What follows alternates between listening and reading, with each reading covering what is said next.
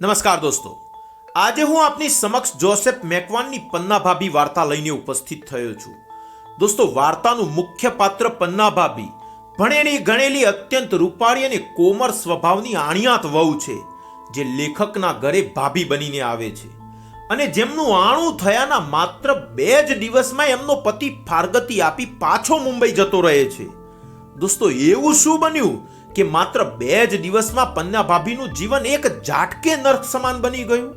તો ચાલો દોસ્તો, જોસેફ મેકવાનના શબ્દોમાં વાર્તાનું રસપાન કરીએ. મને ભાભીનો બહુ મોહ, પણ મારે મોટા ભાઈ જ નહીં, એટલે ભાભી આવે ક્યાંથી? ફળિયામાં નવી વહુઓ આવે, ગામ હકે કે કુટુંબ દાવે એમને ભાભી કહીએ, પણ હોળી દાડે ભાભીને મેં ગુલાલ છાંટ્યો તો એણે 1.25 શેર ખજૂર લાવી દીધી. હું તો રંગ લઈને ગયો તો ભાભીએ મને જ રંગી નાખ્યો. આ આણે તો ભાભી મારે માટે રંગીન મોજડી લઈ આવી. એના બાપા રેલવેમાં નોકરી કરે છે. આવી રસિક વાતો સગી ભાભીઓ વાળા ભાઈબંધો કરતા ત્યારે મારું મન દુણાયા કરે. કાશ મારે એક ભાભી હોત. આવી વેરા નાનપણમાં મરી ગયેલા મારા મોટા ભાઈનું મોત મને ખૂબ સાલે. ભાભીના ઓરતા આ આયખામાં તો વણ પૂર્યા જ રહી જવાના, એવા નિસાસે દિલ દુભાયા કરે. એ અરસામાં મુંબઈથી મોટા કાકાનો બાપુના નામે કાગર આવ્યો. ગામડેથી વેવાઈએ 2-4 સમાચાર કહ્યા છે. ઈશ્વરાની વહુનું આણું તેડી લાવો, મુહૂર્ત જોવડાવી મહારાજને મોકલજો. 10 દાડાની રજા લઈ ઈશ્વરાને દેશમાં મોકલીએ છીએ. આ ઈશ્વરો તે મારા મોટા પિતરાઈ કાકાનો દીકરો, એનું 12 લગ્ન કરેલું. મુંબઈ વાળા કાકાઓનો બધો વ્યવહાર મારા ઘેરથી જ ચાલે. હું તો ખુશાલ થઈ ગયો. ચાલો આપણા ઘેરે હવે આપણી જ કહેવાય એવી ભાભી તો આવવાની. જે દિવસે મહારાજ આણું લઈ આવવાના તે દિવસે મારો તો હરખ ના માય. મુંબઈથી આવેલી કાકાની દીકરી, હું અને નાની ફોઈ ગળો પાણી ભરી આણિયાત વહુને લેવા સામે ચાલ્યા. ગાડી 11 વાગે આવવાની ને પછી 3 ગાઉ સ્ટેશનથી ચાલતા આવવાનું. નવી વહુને અતોલું ના લાગે. તરસ લાગી હોય તો ટાઢું જર દેવાય. સૌથી વધુ તો એની સાથે આગવું હેત ગંટાય એવા મનસુબા. અમે સ્ટેશન પહોંચીએ તે પહેલા ગાડી આવી ગયેલી. આગળ મહારાજ ચાલે ને પાછળ રેશમિયા બાંટમાં મઢાયેલી, ગુમટે આખું મોઢું ઢાકેલી, મજબૂત બાંધાની આણિયાત ભાભી ધીમે ધીમે ચાલે. મુંબઈથી આણેલા ચંપલ એણે તોછડા પડેલા તે પગે ડંખ્યા કરે અને એને વેદના દીધા કરે. લખ તો તાપ શરૂ થયેલો ને એ ઉઘાડા પગે કેમની ચાલે? એક આબાના છાયે અમે મેરાપ કર્યો. ફોઈએ એના દુખણા લીધા. જો આ તારી હગ્ગી નણંદ મુંબઈથી આવી છે ને આ તારો દિયર. મહેંદી મઢ્યા, ચૂડીઓ ભર્યા, 2 ગોરા ગોરા હાથ ઊંચા થયા. નમણી આંગળીઓએ ઘૂંઘટની કિનારી ગ્રહી. પટ ખુલ્યો ને મારું નાનકડું અંતર આહલાદથી ભરપૂર થઈ ગયું. ભાભી હતી રૂપનો અંબાર. ટીલડીથી ઓપતું એનું ચંદન અર્ચિત ગોર મટોર મુખડું અસલ સોન સરીખું દિસતું હતું. હલામણ જેઠવાના ખેલમાં અમે રૂપાળી સોન જોયેલી. ભાભીએ સોનને 100 વાર ટપી જાય એટલી દેખાવડી હતી. મુંબઈમાં જ હમાય એવું રૂપ લઈને આવી છો તું. ફોઈ ગણ્યા ને મેં ઘડામાંથી પાણીનો લોટો ભરી એની સામે ધરી દીધો. ફોઈ કહે, ઊભો રે, ને મારા હાથમાંથી લોટો લઈ એમને ભાભીને માથે 3 વાર વાળ્યો ને પાણી આંબાના થડમાં રેડી દીધું. ફરી મેં લોટો ભર્યો ને ભાભીને ધર્યો. ઘૂમટાનો પટ માથે વાળી ભાભીએ બંને હાથ લંબાવ્યા. લોટા ઘારે ચપસાયેલ મારા પહોંચા સોતા એમના બંને પંજા વીંટાયા ને મધુરું મલપતા ઠંડા પાણીના ઘૂંટ ભર્યા. એ હેતાર સ્પર્શે મારા અંગે અંગમાં ઝણઝણાટી રેલાઈ ગઈ ને બીજા હાથમાંનો માટીનો ગળો છૂટી ગયો. ફડાક કરતા એ ફૂટ્યો. તરસી ધરતીમાંથી અનેરી સુગંધ ઉઠી ને એના છંટકાવથી ભાભીનો નવો નકોર લાલ બાંટ છંટાઈ ગયો. હું છોભીલો પડી ગયો, પણ ભાભી મગમગતું હસી પડ્યા ને ફોઈ બોલી ઉઠ્યા. હેડો શકન હારા થયા, વણ બોટો ગળો ફૂટ્યો. તારું સુખે એવું જ રહેવાનું, એમાં કોઈ ભાગ નહીં પડાવે. પણ ફોઈ, સુખના તો ભાગ સારા, મેં ચોથી ચોપડીમાં વાંચ્યું છે. એ તો સંસારનું સુખ ભાઈ, હું તો અમારા બૈરાનું સુખ કહેતી હતી, તને એ ના સમજાય. સાચું છે, મને એ નહોતું સમજાતું, પણ ભાભીની નવી નકોર સાડી બગાડ્યાનો મને વસવસો હતો. મેં એ વ્યક્ત કરી જ દીધો. મારી ભૂલે તમારી સાડી રગદોરાઈ ભાભી, ડાગા નહીં જાય તો તમને મારા પર કઢાપો થવાનો. ભાભીનું હાસ્ય જરાય નંદવાયું નહોતું. એ બોલ્યા, આ તો ધૂળના છાંટા, હમણાં વેરાઈ જશે, ને ડાગ નહીં જાય તો હું તમને હંમેશા યાદ રાખીશ કે મારા લાડકા દિયરના શીતર જરની યાદગીરી છે. હું તો આભો બનીને એમના મુખડે પ્રસ્ફોટતી એ સ્નેહસભર વાણી સાંભળી જ રહ્યો. મનોમન હરખાયો. ભાભી સુંદર તો છે જ, પણ ભણેલાએ છે. ગામમાં ત્યારે ભાગ્યે જ કોઈ સ્ત્રી ભણેલી હોતી. અમે ચાલ્યા, પણ ફોઈ વરીને પાછું જુએ. મને દોડાવીને એમણે આગળ જતા મહારાજને ઊભા રાખ્યા ને પૂછ્યું, તમે આણંદ સ્ટેશન તપાસ કરી હતી? ઈશ્વરો હજુય મુંબઈથી નથી આવ્યો?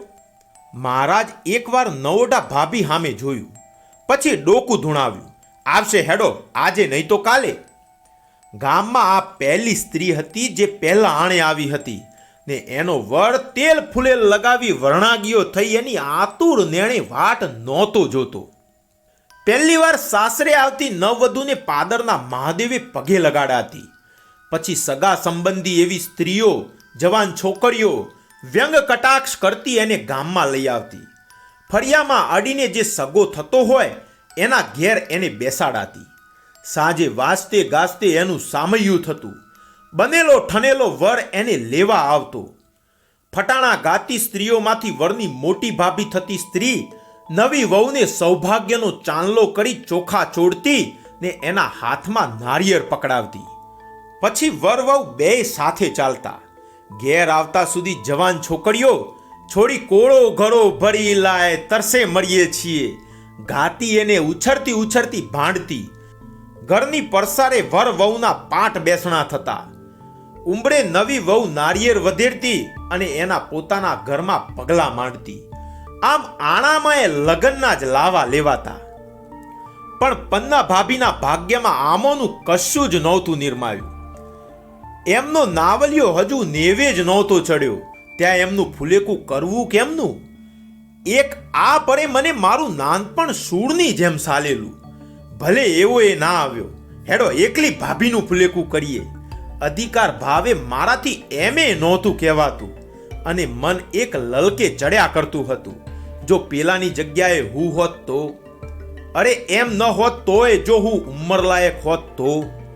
ને ગામમાં ઘટી ગયેલી એક ઘટના મને દર્દ દીધા કરતી. એકવાર આમ જ ગામમાં માણેક વહુનું આણું આવેલું.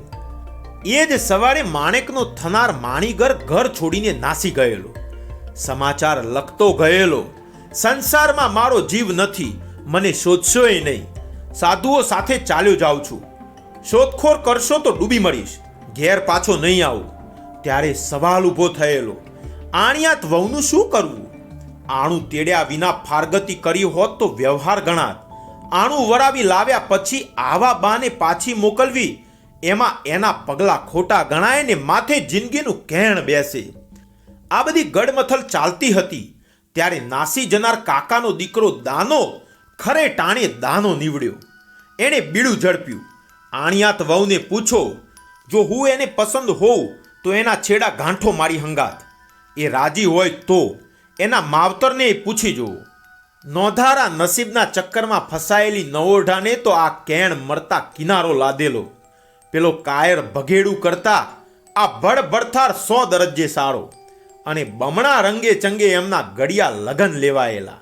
દીકરો નાસી ગયો એનો વસવસો મા બાપને ઘણો, પણ ખડે ટાણે ભત્રીજે ભીડ ભાગી એનો હળખે હવાયો. મને દાનો થવાનો દમ ભરાયેલો, પણ મારી 12-13 વર્ષની વયને કોણ પૂછે? આખરે વર વિનાના ઘરને ભાભીએ વધાવવું ને વાલમની વાટ જોવી એવો નિર્ણય લેવાયો. રંગે ચંગે ભાભીનું ફુલેકું કરવાના અમારા ઓરતા અટવાઈ ગયા, ને તોય હસતે મોઢે પન્ના ભાભીએ ઉંબળો પૂજ્યો. આંબા વેડાયેલા તે ઘરમાં પકવાણાના પાથરા, પડખેનું ખાલી ઘર વાળી જુડીને નવી વહુના 9 દાડા માટે સજાવેલું, ત્યાં જ ભાભીની પધરામણી કરાઈ. બપોર નમ્યો. સાચવેલી સારામાં સારી કેરીઓ લઈ હું ભાભી પાસે પહોંચ્યો. એમની ઉલટ ના માય. કેરી ઘોરી ડીંટું કાઢી હું એમના હાથમાં દઉં. એક કેરી ચૂસ્યા પછી એ બોલ્યા, ચાખીને આલો, આ થોડી ખટાશ ભરી છે. મેં હથેળીમાં રસ ચાખ્યો તો કહે, એમ નહીં, મોઢેથી ચાખો. મેં સહેજ રસ ચાખીને એમને કેરી દીધી તો મધુરું હસતા હસતા કહે, હા હવે બરાબર મીઠડી લાગી. મેં કહ્યું, પણ મીઠામાં મીઠા આંબાની છે, તમને પહેલી કેરી ખાટી કેમ લાગી? તમે ચાખી નહોતી ને એટલે. કહેતા એમણે પોતે ઘોરેલી કેરી મારા હોઠે ધરી દીધી અને 2 ઘૂંટ ભરાવી પોતે મોઢે માંડી દીધી. હું અણુએ અણુમાં એમનો થઈ ગયો. મને મનમાં થવા માંડ્યું, હવે તો પેલો ભાઈ જેટલો મોડો આવે એટલું વધારેમાં વધારે સારું. 4 વાગે મારે ખેતરે જવાનું થયું. મને એ ના ગમ્યું. આખે રસ્તે મને ભાભીના જ વિચાર વ્યથા દેતા રહ્યા. ખેતરમાં મોટો આંબો વેડાતો હતો અને જમીનદારનું ગાડું કેરીઓ ભરવા આવ્યું નહોતું એટલે મારે મોડું થયું. છેક 9:30 વાગે હું ઘેર આવ્યો ત્યારે છેલ્લી ગાડીમાં મુંબઈવાળા ભાઈની રાહ જોવાતી હતી. એ રઘવાટમાં કોઈને મારી સામે જોવાની મોકરાશ નહોતી ત્યારે ઠંડા પાણીનો લોટો ભરી ભાભીએ જ મારી ચિંતા દાખવી. આટલું બધું મોડું? ભૂખ તરસે ના લાગી? હું તો ચિંતાની મારી અડધી થઈ ગઈ ને અહીં તો કોઈને ફિકર ના મળે. કોઈને પૂછવું એ કેમ નહીં? એ તો એવું ભાભી, કામ હોય તો અડધી રાતે થાય. નીતનું લાગ્યું, ચિંતા કોણ કરે? હું આખો લોટો પાણી ગટગટાવી ગયો. ભાગની કેરીઓના કોથરા પરસારમાં મુકાવ્યા. નાહ્યો ત્યાં સુધીમાં સ્ટેશનથી છેલ્લી મોટર આવી ગઈ. મુંબઈથી સવારે ગાડી પકડી હોય તો ઈશ્વરભાઈ આ બસમાં આવવા જોઈતા હતા, પણ એ ના આવ્યા. ફોઈએ મને ભાણું પીરસ્યું ને ભાભીને કહી દીધું, હવે તો કાલે જ આવે. હેડ વહુ, તુંય ખાઈ લે. ઘણા બધાનો આગ્રહ થતા ભાભી મારી સાથે જમવા બેઠા, પણ એમના કંઠે કોરિયા નહોતા ઉતરતા. રાતે મોડે સુધી અમે વાતો કરી. ભાભી 7મા ધોરણ સુધી ભણ્યા હતા. વાંચવાનોય રસ હતો. 8 વર્ષની વયે એમના 12 વિવાહ થયા હતા. ત્યાર પછી કદી એમને વરનું મોઢું જોયું નહોતું. પણ મોટા શહેરમાં નોકરી કરતો એમનો વર વર્ણાગીયો હશે એવી એમની કલ્પના હતી. પોતે એની નજરમાં ઊણા નહીં ઉતરે એવો ભરોસો હતો ને પહેલી નજરે એને પોતાનો કરી લેવાના એમને ઓળતા હતા. છેક આણાના મુહૂર્ત સુધી એ કેમ ના આવ્યો એની એમને ચિંતા હતી. પીયુ મિલનની પહેલી રાતે નણંદ સાથે સૂતા ત્યારે આંગણામાં સૂતેલો હું ઊંડી વિમાસણમાં પડી ગયેલો કે આ તે કેવો નઠોર ભરથાર જે ખરા અવસરે એની આણિયાત વહુના ઓરતા રીબાવી રહ્યો છે. સવારે એ રીબામણ પૂરી થઈ. આખી રાતની ખેપ કરી ઈશ્વરલાલ આવી પહોંચ્યા હતા અને પરસાર ભરેલા બૈરા એમની ખત ખબર પૂછતા હતા. ત્યારે ઊંધા ખાંડણિયાની ખુરશી કરી બેઠેલા એ મુંબઈ ગરા મહાશય ઉબરાશિયા ખાતા હતા. એમના મુખ પર અરમાન ભરેલી નવોડાને નિરખવાની જરાય ઉલટ નહોતી વર્તાતી ને વ્યવહાર નિર્વાહની લજ્જાથી ભાભી પેલા ઓરડામાં એમના પગલાં સાંભળવા ભરથારના દર્શન કરવા આંખ કાન માંડી રહ્યા હતા. મને ઊંઘ આવે છે, આખી રાતનો ઉજાગરો છે એ કહેતા હતા અને ફોઈ એમને થોડુંક ખાઈ પીને સૂઈ જા ભાઈ, થાક્યો પાક્યો વિસામો લે કહેતા એની સગવડ સાચવવા મથતા હતા. આવડી જિંદગીમાં હું એમને પહેલી વાર જોતો હતો. શહેરી વેશમાં સજા હોવા છતાં મારી આંખ અંતરે એ ભાભીથી હેઠ હંકાતા હતા. એમની પેટી ફંફોસી. આગમાં જ આવેલી બેન નિરાશાથી માથું ધૂણાવતી હતી. ભાઈ, ભાભી હાતર કશુંય નથી લાયા? ખાઈને એ ખાટલામાં પડ્યા તે પડ્યા જ. એ ગોરતા હતા ત્યારે 3-4 વાર અન્યોથી આંખ બચાવી ભાભી ઊંચા શ્વાસે એમના જીવન સાથીને જોઈ ગયા. નવું જીવન માંડવાના આ અણમોલ અવસરનો ઉમંગ જેને જરાય નહોતો અડતો એવા માણસને પ્રાણપણથી જીતી લેવાની એમની મનસા મૂર્જાતી જતી હતી. 5 વાગે ઉઠ્યા ત્યારે હું ખેતરે આંટો મારવા નીકળતો હતો ત્યાં તે કહે, ઊભો રે, મારે જરા પગ છૂટા કરવા છે. અમે ખેતર ભણી ચાલ્યા. એમને ને મારે કોઈ નેડો નહીં. ભાઈ લેખે થોડો ઘણો હેતવાર એ ભાભી પ્રત્યેના નિર્દય વર્તનને કારણે ઉલી ગયેલો. મનોમને કશુંક વિચારતા રહ્યા અને હું મૂંગો મંતર પગલા ગણતો રહ્યો. ખરામાં એમણે સિગારેટ સળગાવી, બે એક કસ ખેંચીને પૂછ્યું, કેવીક છે લ્યા તારી ભાભી? તમને તો જોવાની એ તમાય નથી. ખાસી વાર શાંત રહીને ફરી બોલ્યા, ગમે તેવી હોય, દેશની છોકરી મુંબઈમાં ના શોભે. તો પછી તમારે ના પાડી દેવી હતી ને, આણું શું કામ તેડાવ્યું? એ કાંઈ ના બોલ્યા. એનો પરચો રાતે થયો. અમારી પડખેના ઘરમાં એમની સુહાગ રાત. પરસારમાં હું એ રાતે શું વીત્યું એ તો ખબર નહીં, પણ ભાભીના છેક 12 સુધી સંભળાતા ડુસકાએ મારી મતી મૂંઝવી નાખેલી. આખી રાત એમના ફળ ફળતા નિસાતા મને સંભળાતા રહેલા. સવારે ચહેરો વિલાયેલો, આંખો હોશિયારી. 2 દિવસ પહેલા પેલો ખીલું ખીલું કરતો ઉલટ ઉમંગવાતો ચહેરો પૂનમ પહેલા જ ખગ્રાસ થઈ ગયેલો. મારી સાથે ખેતર આવવા એ હઠે ચડ્યા. નણંદ પણ સાથે થઈ. રસ્તે મેં પૂછાઈ ગયું, કેમ ભાભી આટલા ગુમસુમ કેમ છો? જાણવા છતાં પૂછો છો? એમના મૌનમાં એવો ભાવ હતો, ભાઈ મુંબઈથી શું લાવ્યા તમારા માટે? મોત! મને ધ્રાસકો પડ્યો. પણ કશું સમજાવો તો ખરા. આખી રાત તમે રડતા કેમ હતા? વીરા મારા, તને નહીં સમજાય. ભગવાને આંખો અને કાળજું આપ્યા છે. એ ના આપ્યા હોત તો પારકા દુખે તમે આટલા દુખી ના થાત. નસીબ મારા, કહેતા મોકરા મોંએ રડી પડ્યા. થોડાક હરવા થયા પછી એમણે જ વાત માંડી. ભાઈ કોઈક પારસી શેઠનો ડ્રાઈવર છે. પાર્સણ એના પર રીઝેલી છે. પાર્સણે દાટી ભીડાવી છે કે બૈરી લઈને મુંબઈ આવશે તો નોકરીમાંથી કાઢી મૂકશે, ને ભાઈને નોકરી કરતાંય પાર્સણ વધારે વાલી છે. એની સગી બેન સામે બેઠી હતી. એને મેં પૂછ્યું, સવી, ભાભી કહે છે એ વાત સાચી? હા, એના સકંજામાંથી છોડાવવા તો ભાઈનું આણું કરાવ્યું, પણ એ તો હપુચો નામક્કર જાય છે. ને આટલું જાણતા હતા ત્યારે ભાભીને ઊંડા પાણીમાં શા હાતર ઉતાર્યા? સવી કહે, મુંબઈમાં બધાને એમ હતું કે ભાભીને જોતા જ ભાઈનું મન ફેરવાઈ જશે. ફેરવા એવું લાગે છે ભાભી? ના, એ પાણીએ મગ ચડે એમ નથી લાગતું. આખી રાત એમના પગ પકડીને રડી છું. ભાભીના સ્વરમાં આર્જવ હતો. હું અસહાય હતો. એક ફોઈ કંઈક સમજે એમ હતા ત્યારે એમને સાસરે ઓચિંતું તેડું આવ્યું હતું. મોટેરાઓને મન આ આંતરદ્વંદ્વની કશી મહત્તા નહોતી. એ એમના વ્યવહાર સાચવવામાં પડ્યા હતા. બીજી રાતે સૌ જંપ્યા હશે ત્યારે બારણું ખુલ્યું. ભાઈ સાહેબ બહાર આવ્યા ને મને પડખા ઘસતો ભારી હુકમ કર્યો. મને અંદર ગરમી થાય છે, જીવ મૂંઝાય છે. જા, તું મઈ જઈ સૂઈ જા, હું અહીં બહાર સૂઈ જઈશ. આદેશ અનુસર્યા વિના મારો છૂટકો નહોતો. હું અંદર ગયો તો ભાગી પડેલી ભાભી બાપડી મને બાજી પડી. ડામચીએથી ગોદડી ખેંચી હું નીચે લંબાવવા કરતો હતો ને ભાભીએ મારો હાથ ઝાલ્યો. ના, હેઠળ નહીં, અહીં ખાટલામાં સૂવો, મને નીચે સૂવાની ટેવ છે. હાથ ખેંચી મને ખાટલે ખેંચ્યો ને મારા માથાને પસવારતા એ મારી સાથે સૂતા. એક હતાશ યુવાન ભગ્ન હૃદયા સ્ત્રી સાથે સૂવાનો જીવનનો એ પહેલો પ્રસંગ. આવેગથી ધબકતી એમની છાતી માત્ર આશરો ઝંખતી હતી. સ્ત્રીના દેહની ગંધ ગમે એનું પહેલું જ્ઞાન મને ત્યારે થયેલું. ફરી એકવાર દાના બની એની પીડ હરી લેવાના કોડ થયેલા. એના સ્નેહાસિક્ત આશ્લેષથી કિશોર સહજ આવેગે ઉપડેલા. પણ એ શાણી સુશીલ સ્ત્રીના સ્પર્શમાં એક એવું હેત મારા રોમે રોમમાં સંચરતું હતું કે જનેતાના ભાવનો ભવનો ભૂખ્યો હું એની છાતીમાં માથું સમાવી અનેરું સાંત્વન પામ્યું. સમદુખિયાની સહાનુકંપા અણધારી આશા એશ આપે છે.